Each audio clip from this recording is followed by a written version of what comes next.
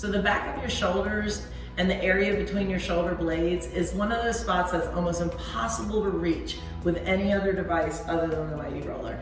And so for this one, it takes a little bit to get set up, but it really is worth the setup. So what I want you to do is we're gonna start with the balls together. There are two positions that we will do this in. The first one will be narrow, the second one will be wide, but we're gonna do the same thing through both times, okay? So when they do go wide, just so we see that, when we go wide, this will be the second position of the Mighty Rollers. But for right now, we're gonna start in the middle.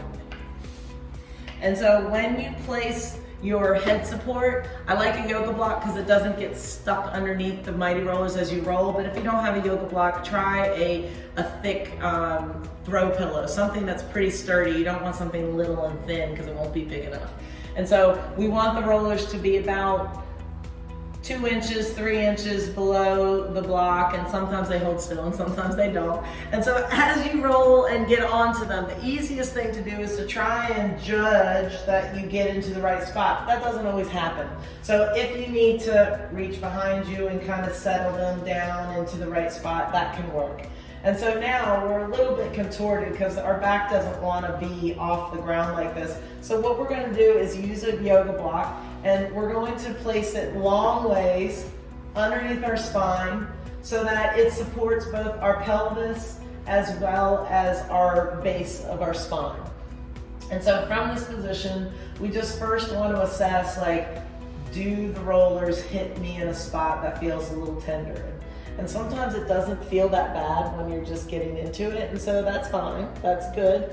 But what we want to fully assess is, can we get some arm massage in that region without it feeling difficult? And if it feels good when you do it and there's no big tensions, then wait and we'll roll, and you may find something that's a little bit more sensitive down the pike. But as we go over our head, we want to imagine we have a big fat beach ball in our arms. And we're going to slowly bring those arms overhead as we imagine the space where the balls are touching our body. Imagine that's a hinge.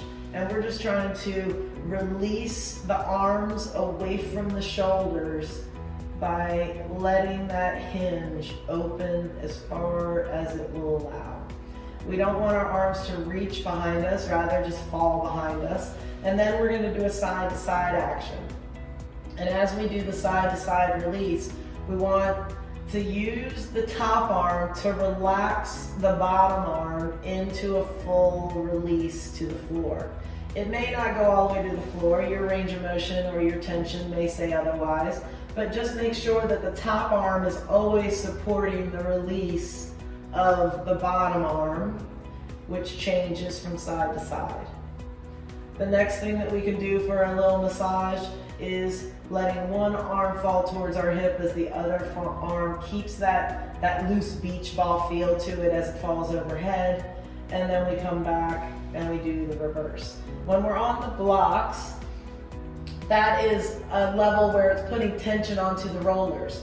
But what will put more tension onto the rollers is just by pushing our feet into the floor. If I push the front of my feet into the floor, that's going to generate more pressure onto the balls underneath me. So that's kind of like our intermediate level of release. So if you felt like you could do everything with no push, try pushing just a little bit and then try it again. If you don't feel a big difference, then you could try the third level, the most advanced level of tension onto the rollers, and that would be bridging off the ground. And when we bridge, it's really important that we bridge out of our heels and we push our knees away. We're never trying to reach our hips or ribs off of the roller. We're always trying to settle our ribs down into the roller as we reach the knees and push away. And so you can put your arms on the ground. Sometimes that's uncomfortable. You can rest them on your belly. Whatever feels good to you, where you can feel the pressure of those rollers really hitting the spot that in your day holds a lot of tension. And so we can do this where we're holding up in these positions, or if you can't quite sustain that up position, you could always rest down and then push up, release the arms, come back up, and rest down. You don't have to hold up the entire time, but using the leverage of your body weight is an important piece to progressing through more tender areas. Now, that's just the first step. Now we want to move. We don't want to just release this part of our neck. We want to kind of work our way progressively down the spine. So as we move, the first step is moving our top block. We've got to have some space between the rollers and the block. And then we've got to think about lifting or pushing our hips away from our feet. That produces a roll. Then we bring our bottom block under and we rest back into our starting position just about an inch lower than where we were. And so again, base level of leverage is hips resting on the yoga block. You can do your arm action with either the beginner, the intermediate push, or the advanced lift.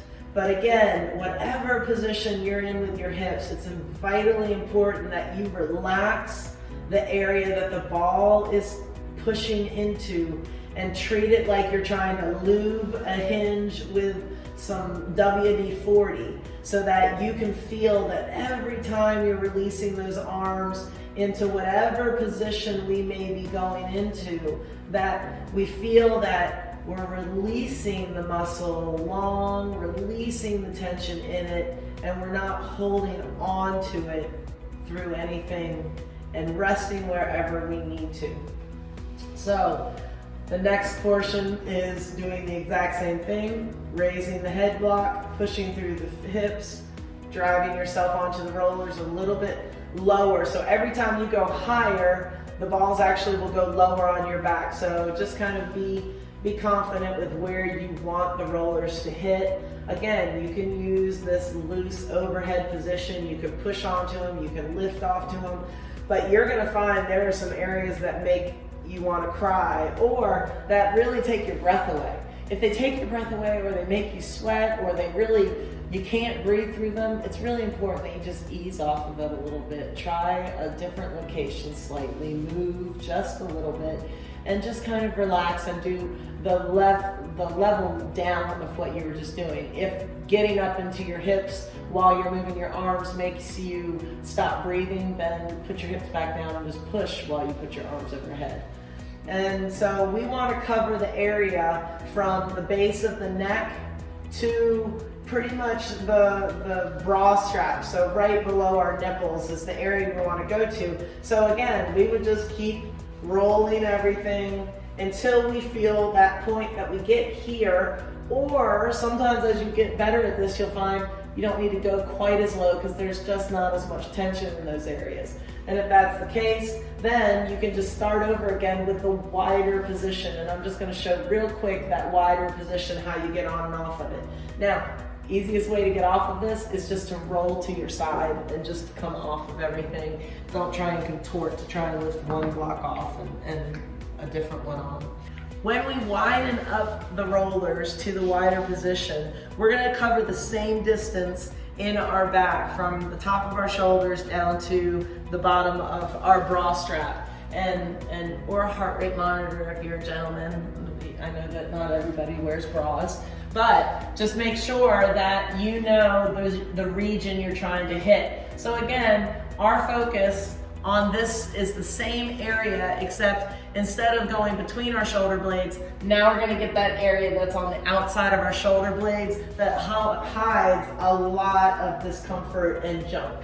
So as you get into position, you want them to be pretty much right underneath the back of your shoulders, so you feel it right under that ball and socket of your shoulder. And then we're gonna do the same thing where we're gonna lift that hip up and put it onto the block and find a position that's pretty comfortable. And now as we do all this again, holy moly, guys, this is something that does not feel good. It almost makes you question, why are you doing it? But it's really important to realize that if the stress and tension of these areas is so tender and it's so sensitive to touch, we have to desensitize it.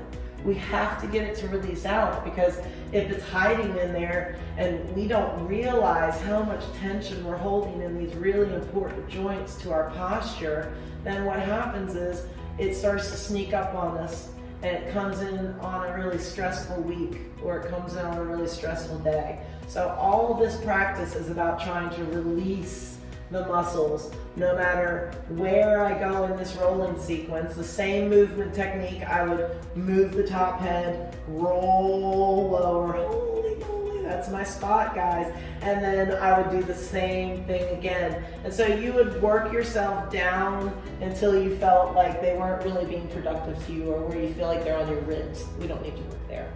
But enjoy or good luck. I'm not sure which one, but have fun trying to get rid of all that tension.